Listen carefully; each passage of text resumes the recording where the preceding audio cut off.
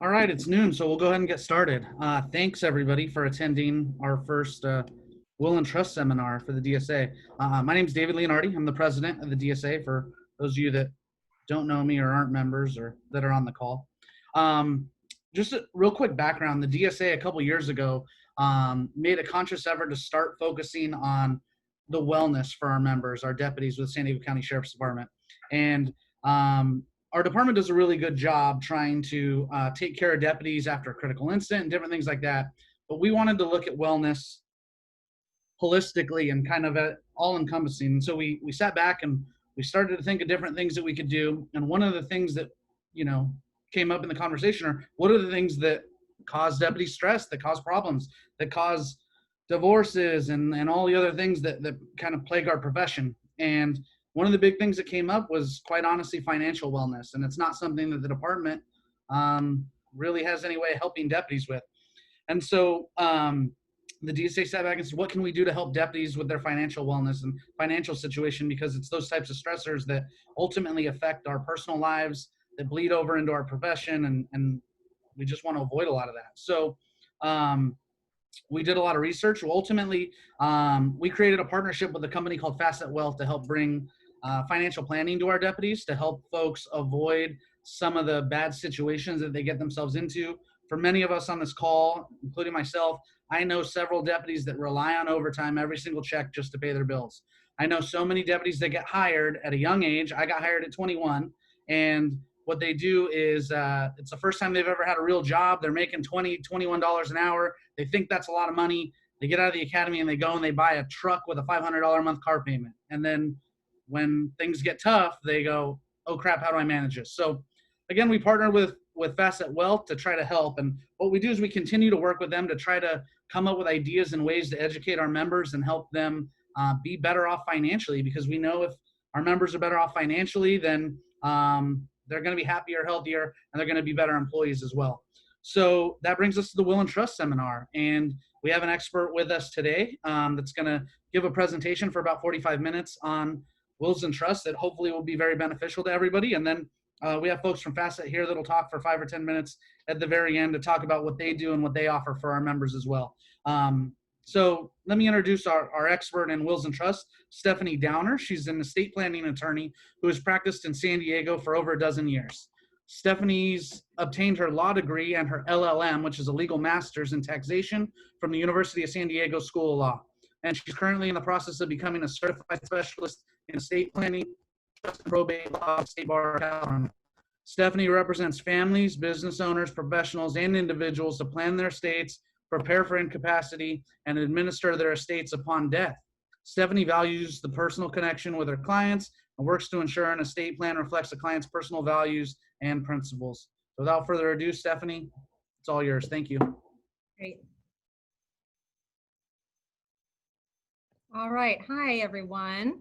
My name is Stephanie Downer, and I very much am excited to be here and to present this estate planning fundamentals seminar to the DSA. It's quite an honor to be here, and I'm very happy to kind of spread some good information about estate planning. So I know that a lot of this is, you're going to be getting a lot of information in the seminar based on kind of what is an estate plan and the fundamental documents in an estate plan. If you have questions, you can always use the chat feature, and I'm going to reserve a few minutes at the end of the presentation to try and go over some questions that either have been submitted prior to this seminar or during the seminar. But why don't we just go ahead and get started, okay? So, estate planning. What is estate planning? So estate planning is basically a set of documents that you create that give you control over the disposition of your assets, okay, during your lifetime and after you pass away. So really what you think about when you're thinking about estate planning is that estate planning is control. It allows you to leave what you want, how you want, to whom you want, when you want, and the way you want, okay? That's really what the fundamentals of estate planning is it really defines what you want to do with your estate. Now, estate planning has a lot to do with probate court. So what I'm talking about today is a basic estate plan for each one of you that you're able to counsel and really go, customize for your own personal needs. Now, one of the huge benefits of an estate plan is to avoid probate. Okay, so what is probate? What is probate and why is it so bad? All right, so probate court is just a division of the superior court, just like there's a criminal court, there is family law, there's a family law division for divorces, there's a traffic court, there's a civil court. So probate court is just a division of the superior court. And mainly what probate court does is that it governs when someone dies, how their assets are disposed of. So the way that you get into probate court right now is that if you are an individual, okay, you pass away and you have roughly $166,000 worth of assets, okay? And this is gross value. So if you have a $500,000 home with a $490,000 mortgage, they do not net out the mortgage. It's always gross value, okay? And those assets are titled in your individual name. When you pass away, that will cause you to be subject to the probate court. Why is probate court so bad? Why don't people like going through probate court? Well, what probate court is it's just it's a jurisdiction where a judge can basically look over someone's shoulder. So normally when you pass away, there's someone in charge of your money, okay? So if there's someone in charge of money on someone else's behalf, that's called a fiduciary. So what the court does is it peeks over a fiduciary's shoulder and makes sure that they're doing what they need to do. However, the drawbacks to probate court are significant. The concept seems great, but the practical drawbacks are significant. First of all, it takes a long time. So the average probate in San Diego normally takes somewhere between 1.5 to 2 years, okay, to fully settle. So that's one thing, is that it really takes a long time. You have several hearings, especially right now during the pandemic, when the courts were closed from March until July, there's a huge backlog in the court system, okay? So it's a slow moving bureaucracy. Second of all, you have no privacy in your documents, okay? For $7 a page, anyone can go down to the probate court and download someone's will or the disposition of someone's assets. So you don't really have privacy in the disposition of your assets. And third of all, there are fees. So probate court is governed by statutory fees. So an attorney like me, I don't have to negotiate with you with what my fees are. The probate code basically tells me what I can charge you to help probate your estate. And normally the fees are much more significant than they would be if you were administering something privately, okay? So really, a revocable living trust estate plan avoids probate, okay? So who needs an estate plan in California, okay? Estate plans are super beneficial. When I counsel with clients, you really want to have an estate plan if you own a home. If you have any assets above $150,000 or $160,000, okay, that's going to be something where you're going to want to have an estate plan in place. If you have minor children, an estate plan really helps in terms of guardianships, nominating the guardians of minor children and things like that. Preparing for possible incapacity is also another reason why you would want to get an estate plan, especially as an essential worker. Estate plans comprised of several documents, one of those being who gets to make medical decisions for you if you can't make them for yourself. So that's kind of been a hot topic, especially right now during the pandemic, of looking at your current estate plan or preparing an estate plan to really prepare for these issues. We also have, persons who want to leave certain assets in a very specific way to family members or to charities, and just understanding the concepts between leaving assets to beneficiaries, cutting them a check and letting them go their separate ways, versus leaving a legacy. Sometimes I have clients that want to leave a portion of their estate plan into a trust share that could pay for the education of all of their grandchildren. or they have a particular home or a ranch that they want to stay in the family forever, okay? And so there are these certain legacy kind of ideas that an estate plan can address. So when we talk about estate plans, we're really talking about some fundamental documents, okay? A revocable living trust is kind of the foundation of an estate plan, okay? Revocable meaning you can change it at any time, all right? And a trust document is basically just a contract that you sign and you say, this is what I want to have happen in certain scenarios. If I became incapacitated or after I pass away, this is how I want my assets to be disposed of. You also have a will. Wills are also a part of an estate plan. We have, I'll be going through each one of these documents one by one to kind of explain the nature and purpose of each one of these documents. Okay, so let's talk about the purpose and function of these different documents, all right? These documents really address a lot of different scenarios. Obviously, if you're, doing well, you're in full control of what you want to have happen to your estate. So you make all the decisions and you can make transfers and you really set up your estate in any way that you choose, okay? So where an estate plan, where the rubber really meets the road, is in two scenarios: upon incapacity or at death.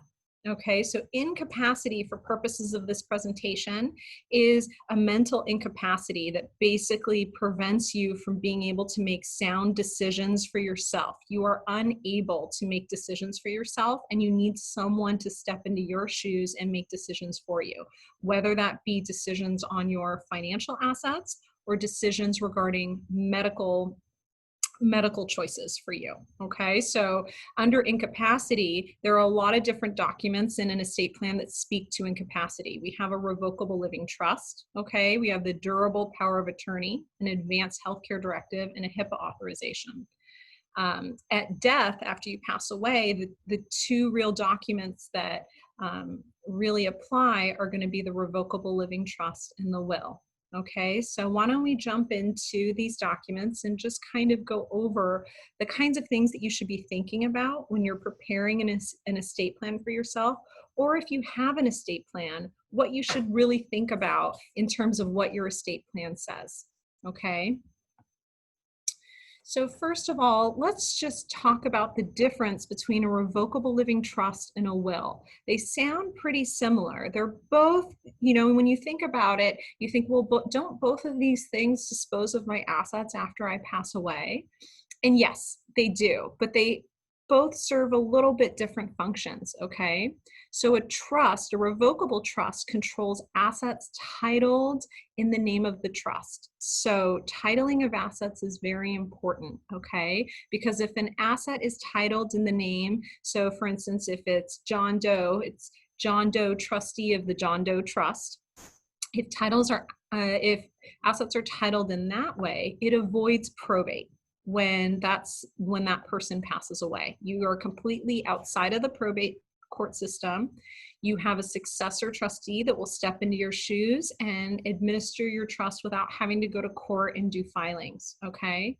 A will controls assets titled in an individual's name at death. So if you just own your house, John Doe, an unmarried man, then that asset, your home, would have to go through probate, even if you had a will. And your will says, I give everything to my children in equal shares, or I give everything to my sister Sally. Even if you have prepared a will, if assets are titled in your individual name, that will has to be probated at your death. Okay, so you still have to go through a probate proceeding if all you have is a will. Hence why trusts are just very compelling. They allow for a private administration, okay? Wills also go over certain individual powers and nominate people to exercise those individual powers, which is why there's still going to be a component of your estate plan, but just not the component that disposes of your assets, okay? So just going over that, why don't we dive into what is a trust, okay? We're talking about a revocable trust. Let's just go over the basics of what is a trust, okay? So a revocable living trust is a document. And when you set up a trust, whether you're an individual or a married couple, okay, when you set up a trust, you're going to basically be in wearing certain hats. Okay, you're going to be doing certain roles and having certain positions in your trust. So for this, I'm just going to kind of liken a trust to a restaurant for, understanding purposes, okay? So a trust is basically you. It's a pass-through entity. You file your normal tax returns, 1040s, your 540s for state, okay? But it's a contract that you make with yourself, okay? The roles in a trust are someone called the settlor, okay? The trustee and the beneficiary. All right, so let's go one by one through these roles. So kind of like a restaurant, if we're thinking about a trust almost like a restaurant, the settlor is the owner of the restaurant, okay? The settlor of the trust is the owner of the assets, and it's the person who creates the trust document, okay? So that's you. You will always be the settlor of your own trust, okay? And especially if you own the assets that you eventually retitle into the name of your trust, that's like the owner of a restaurant. They own the land, the building, the fixtures. They're the people that get the profit distributions. They're the basic owners, okay? The trustee of the trust is the person who basically has the authority to act on behalf of the trust. So in the restaurant situation, let's think of a trustee almost like the manager of a restaurant. It's the person with the day-to-day responsibilities. They're in charge of paying the bills, scheduling employees, getting inventory in this restaurant. That's the same as the trustee. The trustee is basically the manager of the trust, okay? And when you set up a trust, you are both the settlor and the trustee. And so if you're a married couple, you might be, two people are the settlors and two people are co-trustees, okay? They act at the same time. They're the managers at the same time, okay? And then the beneficiary of the trust, during your lifetime in a revocable trust, you are the beneficiary of the trust, okay? A lot of people think, well, aren't my kids the beneficiary of the trust? Or, why is it me? And it's because during your lifetime, you are the person who should basically get the benefits of the trust. And so the beneficiary is kind of like the customers of a restaurant, right? It's the people who get the benefits of the food and the drinks and and what the purpose of the restaurant is to serve its customers. That's the purpose of a trust, is to really serve its beneficiary. And while you are alive, you are the sole beneficiary of the trust, okay?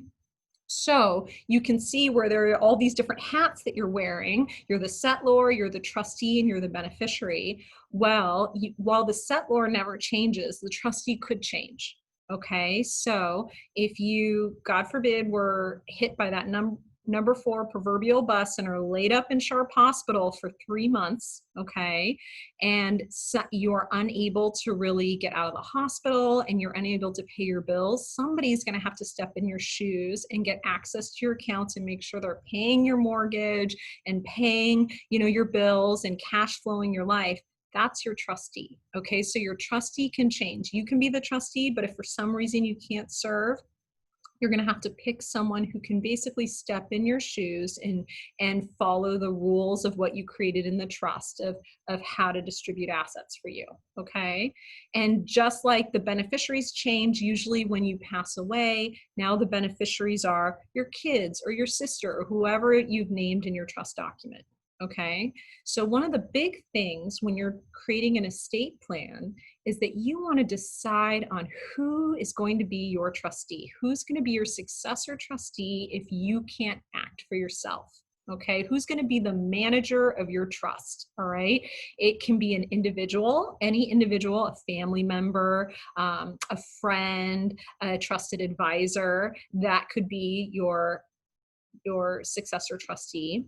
Or you could nominate, for instance, a professional private fiduciary. So a private fiduciary is someone who basically acts as trustee as their job. That's what they do. They carry certain kinds of insurance and they keep themselves sped up on the rules, and that's all they do, is that they act as trustee of other people's trusts. Okay, so that's a professional private fiduciary.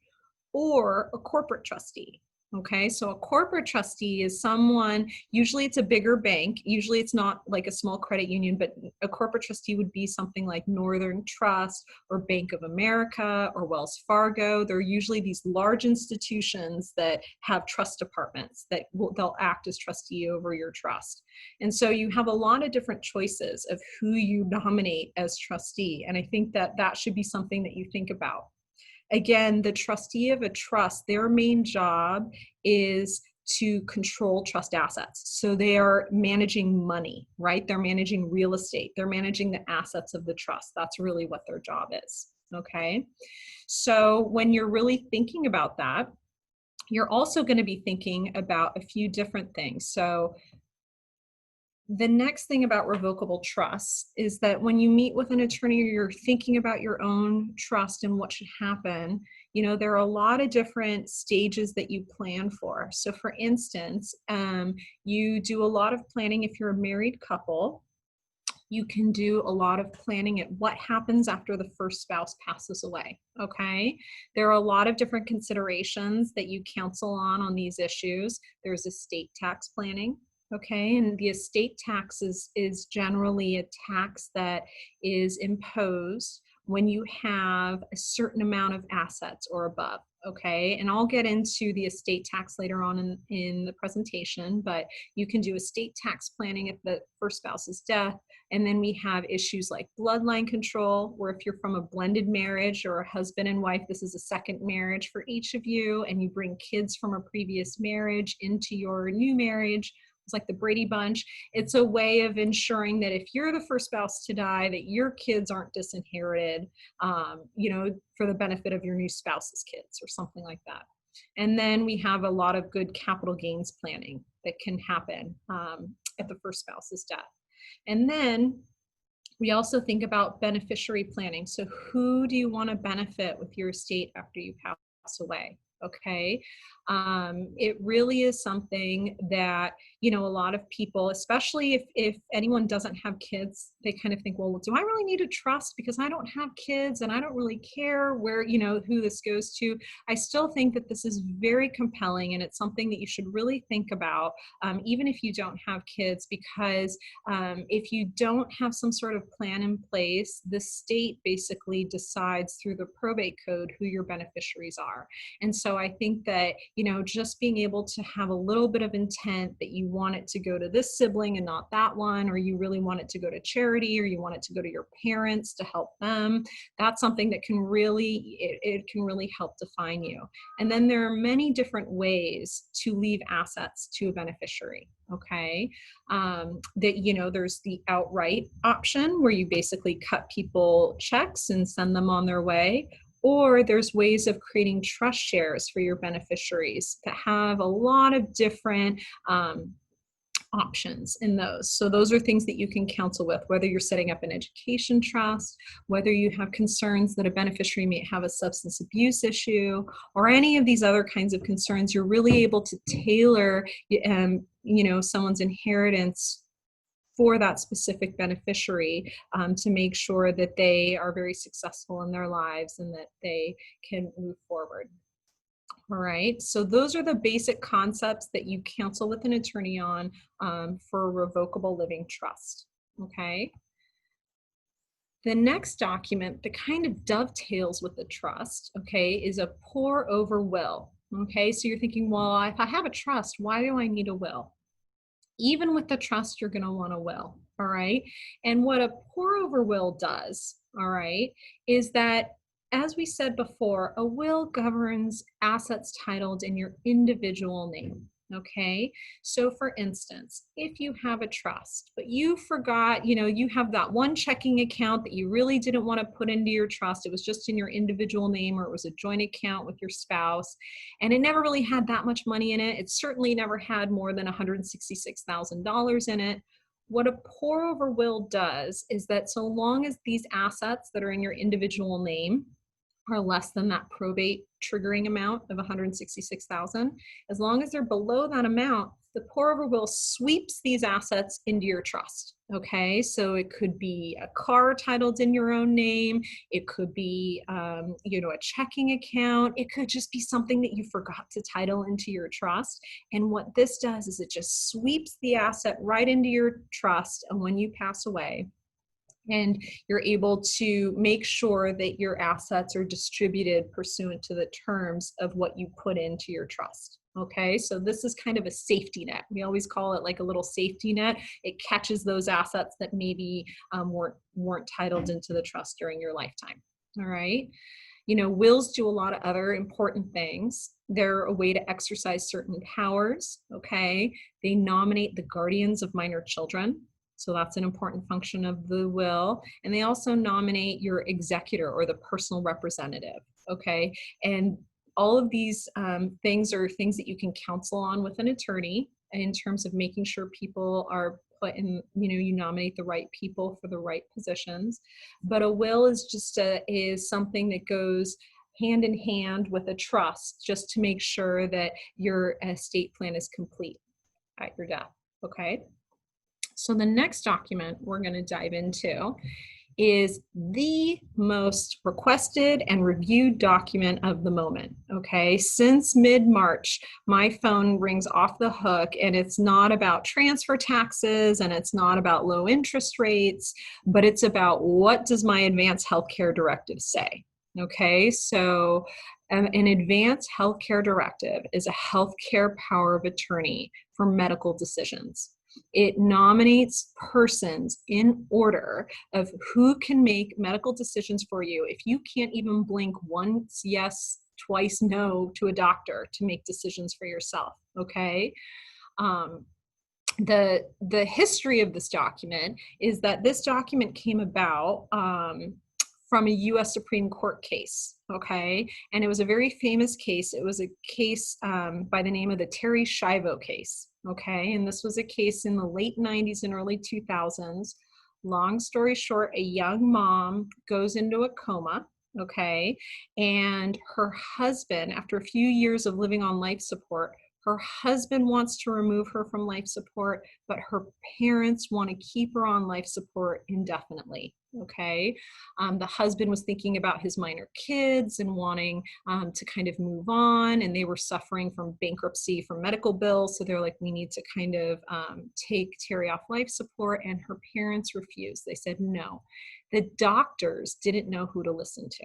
Okay, and so this case went all the way to the Supreme Court, where the Supreme Court basically ruled, we never want to see a case like this again. So if any hospital, if any state in this union is going to run a hospital where people are admitted for inpatient procedures, every single patient needs to have an advanced healthcare directive. So if you've ever been admitted to the hospital, you've probably signed a template one of these, because hospital admissions need these to paper their files. But an advanced healthcare directive basically has you state your personal care decisions of how you want medical decisions to be made for you, all the way up to that important decision of if you are on life support, when can you be removed from life support, okay?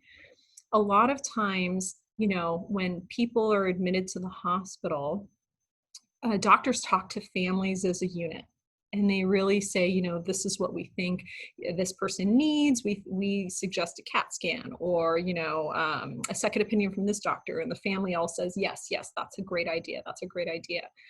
This document, the rubber hits the road in this document when families disagree. Okay, the second someone says, yes, I think we should do this, and someone says, no, we shouldn't do that, mom wouldn't want that, then the hospital almost has to put blinders on and look at the agent nominated in this document, who then gets to make decisions, okay? And so it's normal to have several agents nominated in order that says, you know, if Sally's available, Sally makes decisions, but if she's not available, then Bob makes decisions, things like that, okay? And this document does govern not only medical decisions, but things like, do you want to donate organs? Do you want to be buried or cremated? Does your agent have the authority to make these decisions in your behalf? Okay, so this document really is something where you're able to put your own personal care choices and customize a document for your own specific situation. That's almost like a emotional support or a guilt-free document when your agent is faced with these decisions.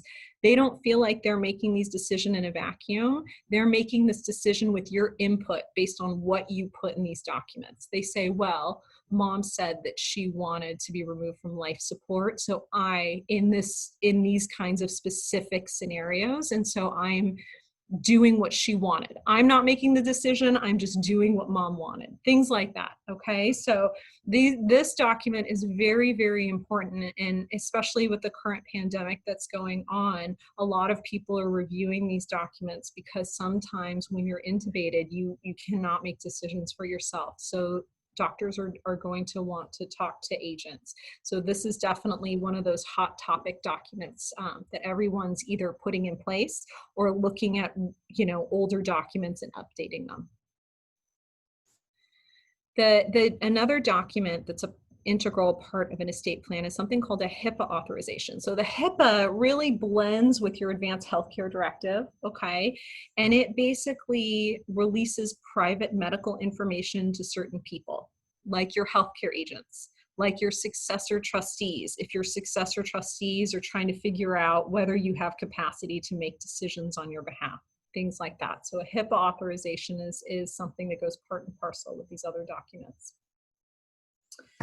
And then finally, the final core document of an estate plan is going to be something called a durable power of attorney for financial management. Okay, so a durable power of attorney is almost like where a will governs your assets that are titled in your individual name when you pass away. A durable power of attorney applies to either your individual assets or individual powers while you're alive, okay?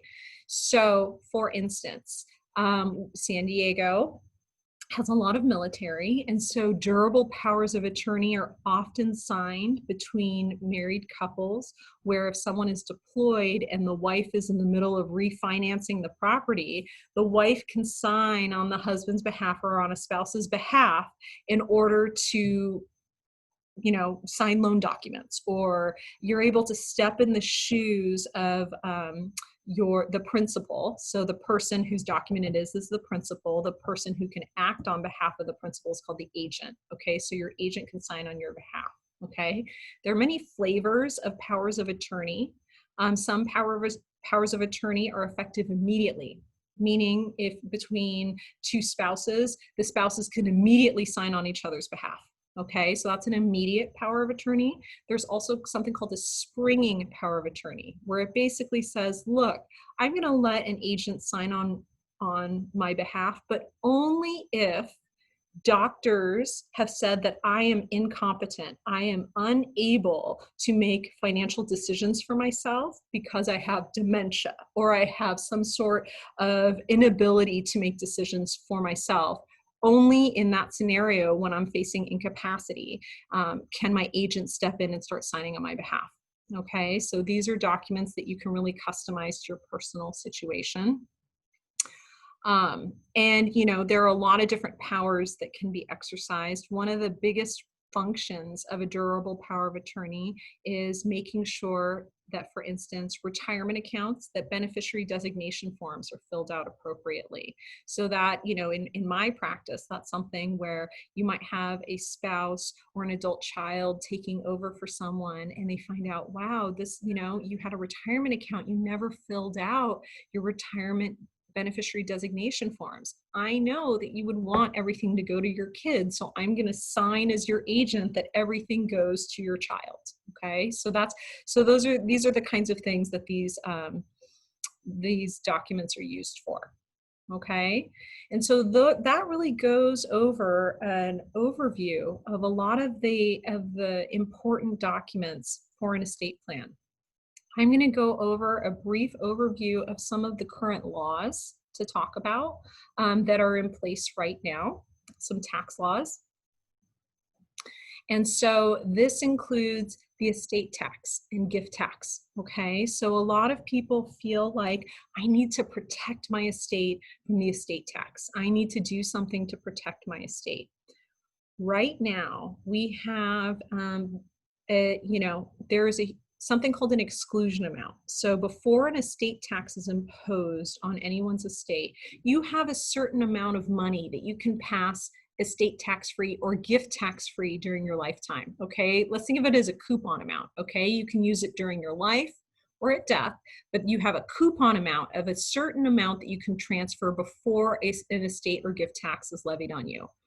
Right now, the Trump administration recently, through the Tax Cuts and Jobs Act, increased that coupon amount. They basically doubled it. Okay, so the basic exemption was 5 million. The Trump administration doubled it to 10 million. And these amounts are indexed for inflation. So for 2020, each individual has almost over $11.5 million, so $11.58 million that you can pass estate or gift tax free, either during your lifetime or at death. Okay, which means that if you're married, you could have more than $23 million before an estate tax is applied to your situation. Okay. Now, when this law was put in place, it was not permanent law. So it's scheduled to sunset, which means it's scheduled, that doubling amount is going to go back down to $5 million per person indexed for inflation starting in the year 2026. But for estate taxes, because these amounts are so large, a vast majority of Americans are never going to be subject to an estate tax. Okay. And so because we're looking at such large numbers right now, if you have an older estate plan in place, you might want to take a look at it, because there's the ability to really simplify estate plans since these exemption amounts are so large. And, these exemption amounts change by acts of Congress. So for instance, in the 90s, that coupon amount that you could pass estate tax free was $600,000. There certainly were a lot more Americans that were going to be subject to an estate tax when the amount that they could pass estate tax free was only $600,000. It's ticked up over the years. And obviously is at the highest levels it's ever been right now. But you can tell from, especially in older estate plans, a lot of these estate plans were drafted in such a way that really thought about the estate tax, okay? And so that's something that now we're doing a lot more capital gains planning. So capital gains is really that tax that is levied when you sell an asset. If you buy something for $2 and sell it for $10, the appreciation, that gain, the $8, the value that asset rose to while you were holding it, that's subject to capital gains tax. Okay. And in California, we're around a blended rate between state and federal of at least 33 1/3. So almost 1/3 is what the capital gains tax is if you sell an asset. So a lot of estate planners are really looking at capital gains tax for their clients more than the gift and estate tax. Okay. And another kind of numbers just to keep an idea about is that while we have this lifetime coupon amount, this $11.5 million you can transfer during your life or at death, the IRS also acknowledges that, hey, every individual gives birthday presents, we give Christmas presents, Hanukkah presents, we give, gifts to people that happen annually. Okay, so there's something called the annual gift tax exclusion amount, and that's the amount that you can give to any individual person every year without facing any tax. And right now that's $15,000 per person. So I can give $15,000 to any, individuals in my life that I want to. If you're a married couple and there's two of you, you can give $30,000, okay, to different individuals. So the annual gift tax exclusion is also something that's out there for these purposes. And this part of the presentation really goes over tax law updates. Okay, so in December 2019, There was an update to retirement plans, okay? There was an update called the Secure Act, and it really changed retirement plans, okay? And so it basically increased the ages of how long you can keep contributing to traditional IRAs or different retirement plans that you have for yourself. It really increased the amounts that you could, or the age at which you can't contribute anymore. So it went from 70 and a half to 72, okay? So that was a benefit for taxpayers. However, to make up for that, the tax lost for giving these kind of the increase in ages, the Secure Act did something where they disallowed inherited IRAs for children. Okay, and so this is just the concept that it used to be, for instance, if I had a parent that died and I was named as beneficiary of a retirement plan, that I could inherit that retirement plan and stretch that retirement plan over my life expectancy. And therefore, I could take distributions, very small distributions based on my life expectancy, because distributions from retirement plans are income taxable. Okay. The law changed where we're no longer able to stretch these out over the lives of children. They have to be paid out in about 10 years. Okay, so, and that's income taxable to the beneficiary. Normally, when a beneficiary receives assets, like through a revocable living trust, if their parents die, when you receive an asset, it is not income taxable to you. You receive it tax-free. However, there are certain assets like IRAs that have this built-in income tax that's still payable on the asset, and so those are income taxable. So if you are going to be a beneficiary of an IRA, or if you have retirement accounts, that's something that just to keep in mind, that there were changes to that law. So when we think about our planning opportunities for an estate plan, whether it's establishing an estate plan or reviewing your current estate plan, now's the time. I mean, it really is top of mind, especially during this, these unprecedented times that we're looking at.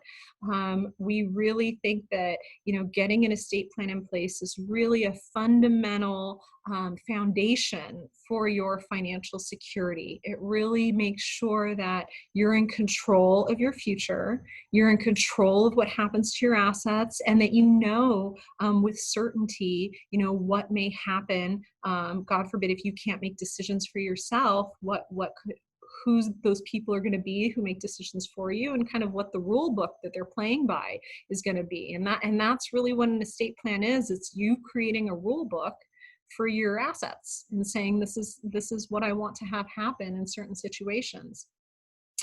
For people who have current estate plans, especially married couples, I highly suggest having them reviewed.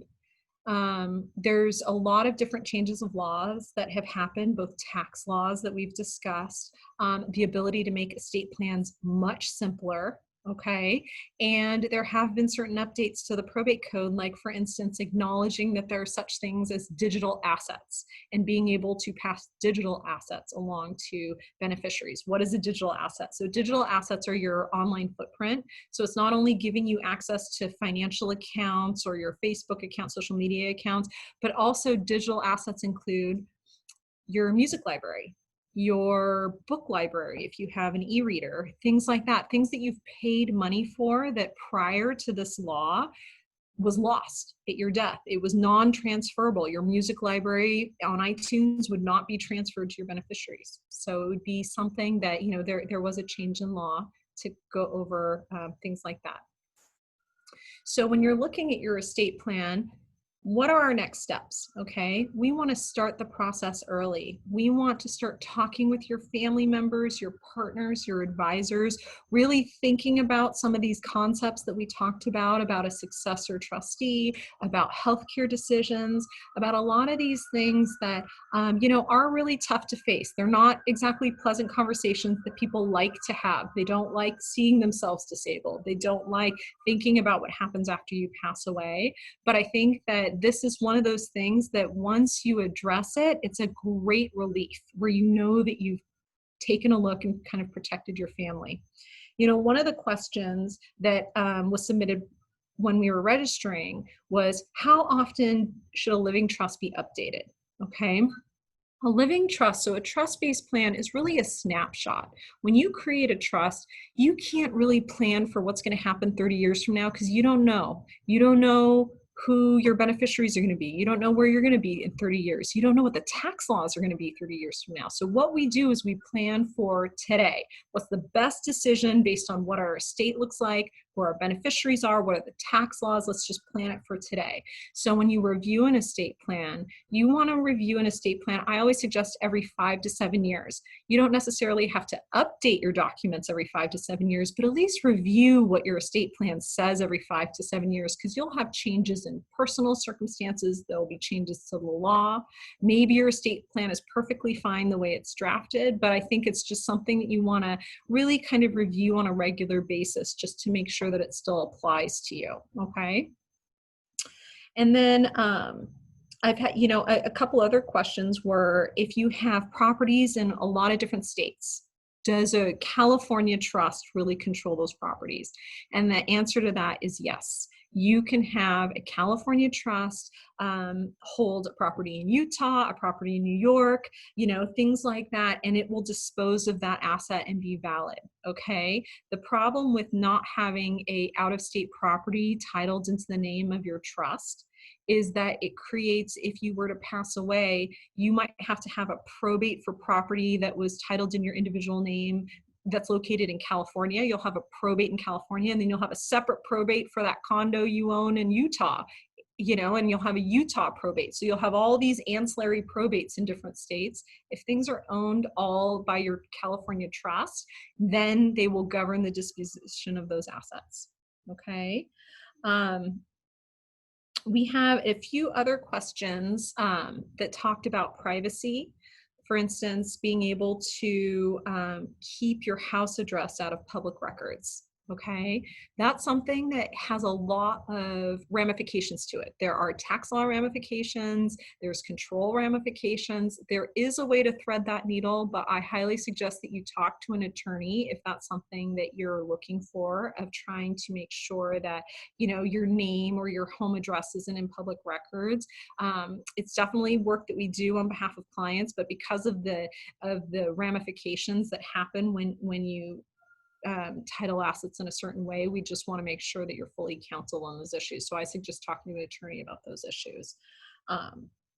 And then protecting assets in the best way for your family. That was another question, is what's the best way to protect your assets and ensure your family receives the greatest benefit when you pass away? Obviously, that's very subjective. A revocable trust is a foundation to every plan, but it is only one flavor of trust, okay? There are many different flavors of trust. There are things called irrevocable trusts that you can put into place, and there are many different kinds of irrevocable trusts. For right now, for basic estates, meaning estates that are not subject to an estate tax, a revocable living trust can really provide a lot of benefit and ensure your family receives a huge amount of benefit. So I think it's a lot of simple planning can really go a long way for clients, especially when we're thinking about things like Prop 13, being that a child can inherit your property tax base if you give them property, things like that. Okay, and so that's pretty much the presentation. I know that we might have some other questions that may pop up, but I know that David is going to talk about the financial planning arm. So I'm going to go ahead and turn it over to David. Hey, thank you.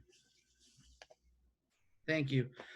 Yeah, so very quickly, what I'm going to do is I'm going to pass the ball over to Kayla Kennelly. She's with Facet Wealth. And as I told you guys, this all came about because of our partnership with Facet Wealth and trying to find ideas to help benefit our members, quite honestly, and help them be in a better place financially. To give you guys kind of an idea, when we started looking to help deputies in the realm of, their finances and financial wellness, we called several companies to see about financial planning and see how they could help us. And I kept getting the same responses. What people would say is, well, how much does a deputy sheriff make? I said, well, a top step deputy makes about 100K right now. And they go, yeah, hey, it's not for us. Thanks, but it's not really for us. Not for us. And I got that answer 4 or 5 times until finally somebody said, hey, it's not for us, but I know this company that might work for you guys. And they turned us on to Facet Wealth. And Facet really, their goal is to bring high-level financial planning to regular, everyday Americans like us that don't make tons and tons of money. And we got together and we started talking. Their model just ended up working perfectly for us. Unlike a lot of other companies, all their fees and everything are up front. They're not trying to sell you into some fund because they're making a percentage. Everything's up front. And as cops, we just don't trust people very much. So that was really good.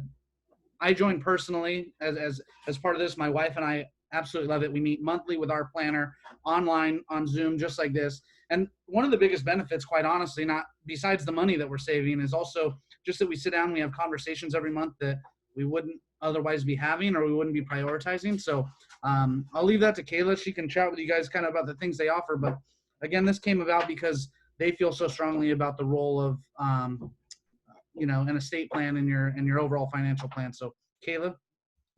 Yeah, thanks, David, and nice to meet you, everyone on the call. We really appreciate the partnership and just appreciate what you all do on a day-to-day basis. So I'm just going to talk for probably a couple minutes just about Facet Wealth, a little bit more about what we do, and then if you are interested, you can schedule an introductory call. And so what Stephanie talked about more in the estate planning, that's really a piece of your overall financial wellness puzzle. And so a little bit about us. So we're a financial planning firm. As David said, our industry, in my opinion, has done a poor job of making like real financial planning available to everyday Americans. And so that's really what our mission is here. And so basically what it is, it's a holistic planning relationship. So you would meet with your certified financial planner virtually. So very convenient, especially nowadays. We actually started as a virtual firm before COVID happened. We really focus on holistic planning. So what that means is looking at paying off debt, looking at retirement planning, investment management, really everything more holistically around your goals.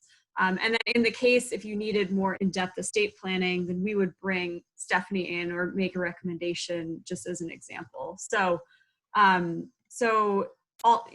a couple of things why we're different. You would have a dedicated relationship with the certified financial planner. For those of you who don't know that term, that's what we consider kind of the gold standard of our industry. There's no conflicts. We're not pushing products. We don't sell any products. It's I'll talk a little bit about the fees, but it's just one flat fee. We're focused more on comprehensive planning and fiduciaries. So we're doing what's best for you. Our advisors are never trying to push products off a shelf. They're really just here and acting in your best interest. We were recently named America's best online financial planning company by NerdWallet this year, which is pretty cool. But yeah, it's been a great partnership with the DSA. And then the last thing about our pricing, so we charge a flat fee only. A lot of firms will charge usually they have a minimum and then they'll charge a percentage of how many assets that they're actually managing. To us, we wanted to get rid of that model and charge just one flat fee. So that starts at $100 a month, and then it goes up from there based on complexity. We actually have a max fee of $6,000 per year, but it really just depends on how complex your situation is, what you need, and really just having someone there for the long term. I'm a client of Facet. All my friends are clients of Facet. My mom is a client of Facet. It's pretty amazing just like how we can help you and just having someone to turn to. And so a couple things, this is just examples of what we can help with. So, education planning for your kids, looking at the benefits that DSA offers, retirement planning, debt planning, everything like that. And then last thing, if you want to just check us out to schedule just a free 30-minute call just to learn more about what we do and how we can help, just shoot an email to dsasd@facetwealth.com. I'll share contact information just with your name and contact information, and then we can set that up. But totally complimentary. We just want to help during this time to see if it could be a good fit. So that's all on my end. All right, thanks, Kayla, and thanks everybody for joining. Obviously, you guys are our members. We welcome your input as well. If there's something that you think would be important, some follow-up questions you want answered, anything else that you want us to put together for you, please let us know, and we're happy to work on that. So I'm available anytime for questions, so give me a call. Thank you, guys. Thank you. Thank you.